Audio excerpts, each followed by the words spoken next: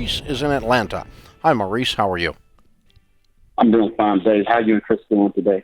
Great, man. How can we help? Dave, I got a two-part question, if I could. I have a question today about buying down your interest rate or points. Is that a good idea, bad idea? As well as having a pay-for home, whether to sell it or to rent it out. Okay. A paid-for house. Why would you sell a paid-for house?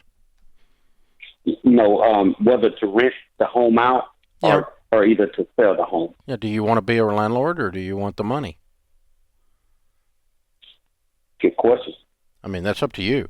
You're talking about the home you're living in is paid for. You're going to move to another house? Yes, purchasing another home. Then I would sell it and use the money to purchase the next home. Because otherwise, effectively, you've borrowed the money for a rental property on your new house, and I wouldn't do that. Okay, so because that's the mortgage part of the equation, too. Now it's coming to me. Okay, so here's how points work. All right, roughly 1 point, or 1 point is 1 percentage point of the borrowed amount. So if you're borrowing $200,000, 1 point is $2,000.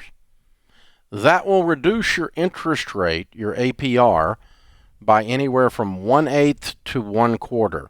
In today's market, more like 1/8. Okay?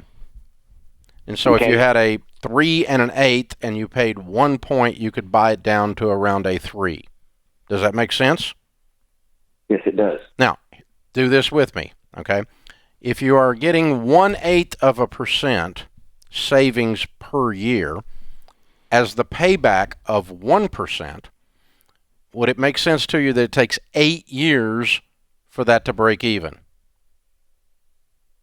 Yes, it does.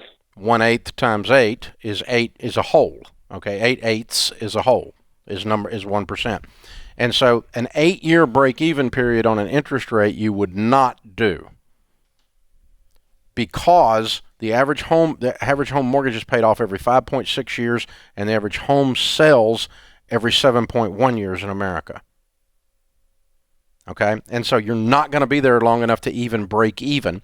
And even if you were, 8 years to get your freaking money back in a financial transaction is cray-cray. Now, let's pretend that we did the math, because you're going to get a quote from these guys. You get a quote from Churchill Mortgage, right?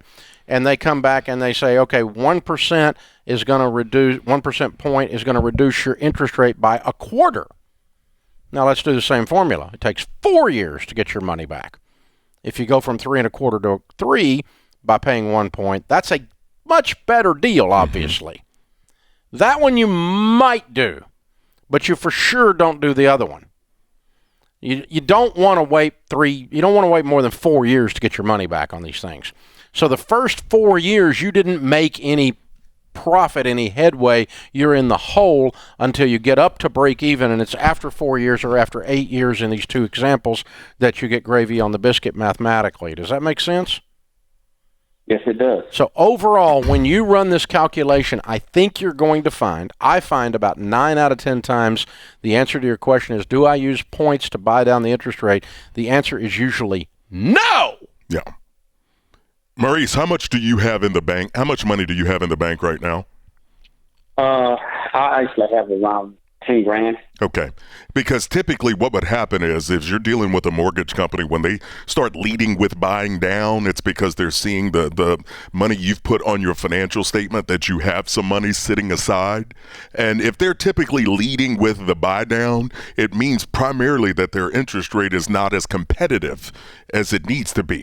So I just encourage you to start with Churchill, really take a look at that, but be smart about what you're doing as you're moving forward. Yeah.